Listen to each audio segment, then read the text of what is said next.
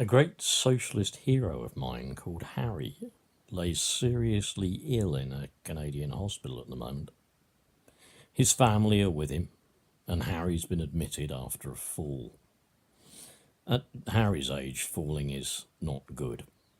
Harry was born in the 1920s when the NHS didn't exist. We'd lost a whole generation of young men to World War One, and young women were growing older, facing the prospect of never marrying or having a family.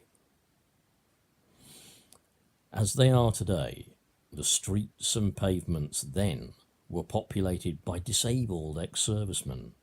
Many were missing limbs and horribly disfigured by the new instruments of mechanized warfare. In fact, a famous military surgeon called Mr. Mitchell went on then to pioneer an early plastic surgery technique for those wounded soldiers. It was his work that led to what was called the skin pedicure flap, that made possible the grafting of skin from one area of the body to another. In another war, World War II, military plastic surgeon Mr. Mackendo went on to treat horribly burned RAF pilots using the same technique. His patients called themselves the Guinea Pig Club, with a remarkable, if rather dark, sense of humour. All of this was during Harry's lifetime.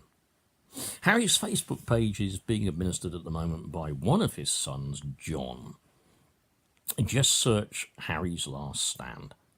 Harry is quite unwell, and I sense it's a little touch and go for him at the moment. Yet, what radiates from everything this comrade has said is a sense of profound compassion and humanity. Harry has been part of a generation of people who built a world in which it was always the correct thing to do to offer a helping hand.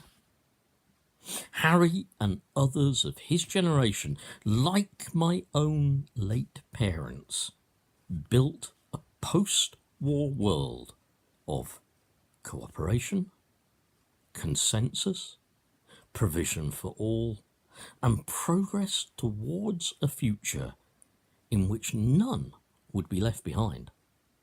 It was Harry's generation that signed the Bretton Woods Agreement. It was Harry's generation that built our NHS that the Tories are now selling off to their corporate chums. And it was Harry's generation that cleared slums, built affordable housing, gave us a proper state education system, raised the school leaving age, and built up our trade unions. As Harry lays in his hospital bed in Canada, we wish him well. Capitalism as crisis continues to destroy everything that same generation built.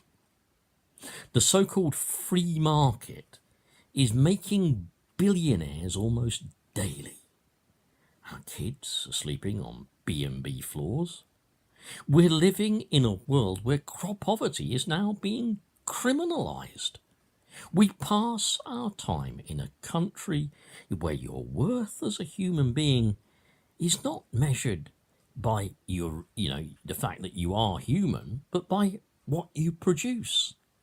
Our country has become brutal towards the homeless, the old, the mentally ill, and those the Tories regard as feckless souls who simply don't want to work. If you are not willing to let this continue, because you know we as people are better than this evil, then join